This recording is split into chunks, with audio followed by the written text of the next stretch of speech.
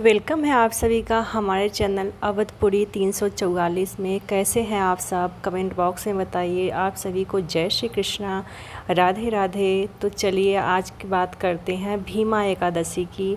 तो आपको इस वीडियो में पूरा एकादशी के बारे में, कब व्रत मनाया जाएगा, किस दिन ये व्रत पड़ेगा, शुभ मुहूर्त कब है, सब जानकारी आपको वीडियो के लास्ट तक मिलेगी। तो आप लोग बने रहिए।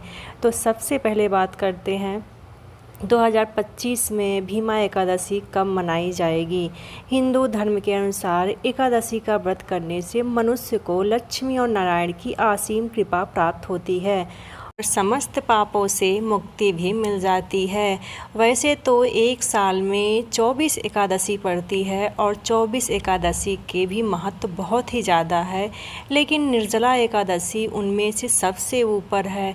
धार्मिक एकादशी भी कहा जाता है इसे। इस दिन भगवान विष्णु और माता लक्ष्मी की पूजा की जाती है। ऐसा हमारा मानना है कि इस एकादशी को आपको करने से आपको 24 एकादशी का फल मिल जाता है। जैसे कि आपने साल में 24 एकादशी अगर आप नहीं कर पाए हैं तो आप इस एक एकादशी को कर लिए। भीमा एकादशी, निर्जला एकादशी इसके नाम से भी बहुत लोग इसे जानते हैं।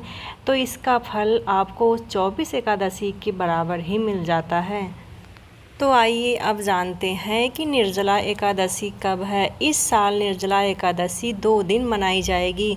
पहले दिन निर्जला एकादशी का व्रत और दूसरे दिन वैष्णव निर्जला एकादशी का व्रत रखा जाएगा। हिंदू पंचांग के अनुसार एकादशी तिथि 6 जून 2025 को रात 2:15 से शुरू होकर 7 जून को सुबह 4:47 पर समाप्त हो जाएगी।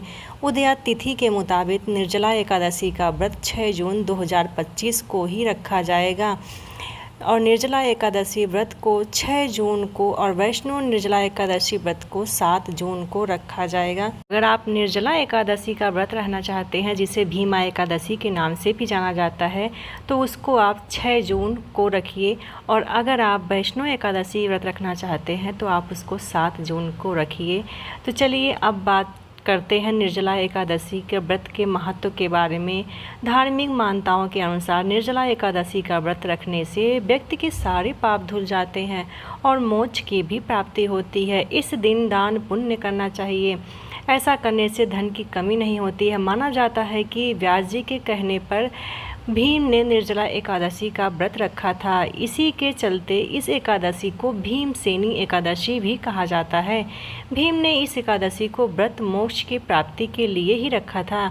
इस व्रत को रखने से भक्त के जीवन में बहुत सारी खुशहाली आती है और उसके सारे मनोरथ भी पूर्ण हो जाते हैं। कि निर्जला एकादशी के दिन हमें क्या सावधानी बरतनी चाहिए।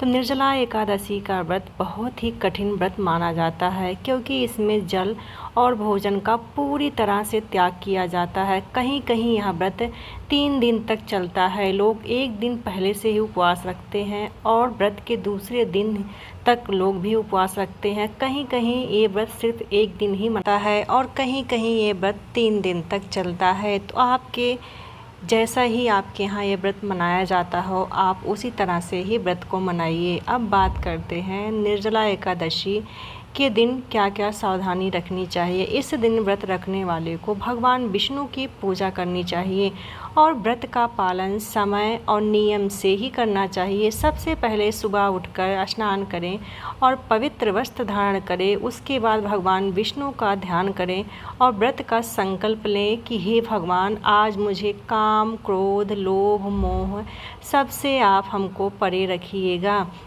और इस तरह से संकल्प लें कि हे भगवान, आज मैं पूरे दिन बिना जल और अन्न के पूरा दिन आपका व्रत के लिए संकल्प लेती हूँ या लेता हूँ। हरि नाम का जाप करें और विष्णु सहस्त्र नाम का पाठ करें। अगर हो सकता है तो कुछ आप जाप, एक माला का जाप भी कर लीजिए। अगर आपके पास ज़्यादा टाइम नहीं है तो आप एक माला तो ज़रूर से ज़रूर ही करिए। इसके अलावा ज़रूरतमंदों को आप दान दीजिए और आप सेवा भाव भी कर सकते हैं। वो एक छोटी सी कहानी बताते हैं देवी एकादशी की उत्पत्ति कैसे हुई थी। पौराणिक कथाओं के अनुसार भगवान विष्णु योग निद्रा में सो रहे थे, तभी दैत्य और उन पर आक्रमण करने की योजना बनाए। उसी समय भगवान विष्णु के शरीर से एक दिव्य स्वरूप वाली देवी प्रकट हुई, जिन्हें देवी एकादशी जाता है। देवी एकादशी ने किसी का पिता मर का दुराचारी भी हो, भगवान विष्णु चाहे संसार उसे त्याग भी दे, थी, इसीलिए तो भी पुत्र का धर्म है के नाम से कि वो अपने पिता को भगवान की तरह पूजे। अब बात करते हैं हम महर्षि मेधा की कथा, क्योंकि बहुत प्रचलित है एकादशी में महर्षि मनुष्य का प्राणदाता होता है। एक अन्य कथा के पिता की अनुसार भक्ति नहीं एक समय करते, की बात है, महर्षि मेधा ने देवता तो देवी क्या, शक्ति से प्रकोप से बचने के स्वयं लिए भगवान भी उनकी अपनी पूजा को योग स्वीकार शक्ति का नहीं प्रयोग करता। किया और धरती में समा गई। फिर उनका जन्म जौ और चावल के रूप में हुआ। ऐसा माना जाता है कि जिस दिन यह घटना हुई थी उस दिन एकादशी का दिन था, इसलिए इसका महत्वपूर्ण विशेष, बहुत ही विशेष दिन है ये एकादशी का। अब बात करते हैं एकादशी की दूसरी कहानी का। ये दिन चावल का परहेज हमें क्यों करना चाहिए, ना तो चावल खाने चाहिए, ना तो चावल किसी को दान में भी नहीं देना चाहिए, ऐसा क्यों माना जाता है? ऐसा माना जाता है कि एकादशी के दिन जो लोग चावल खाते हैं उनकी तुलना महर्षि मेधा के अंग को खाने के समान माना जाता है, इसलिए एकादशी के दिन चावल खाना बहुत ही बड़ा है। तो आपको हमारी कहानी कैसी लगी कमेंट बॉक्स में बताइए, और आप सभी को जय श्री कृष्णा, राधे राधे। मिलते हैं किसी नई वीडियो में।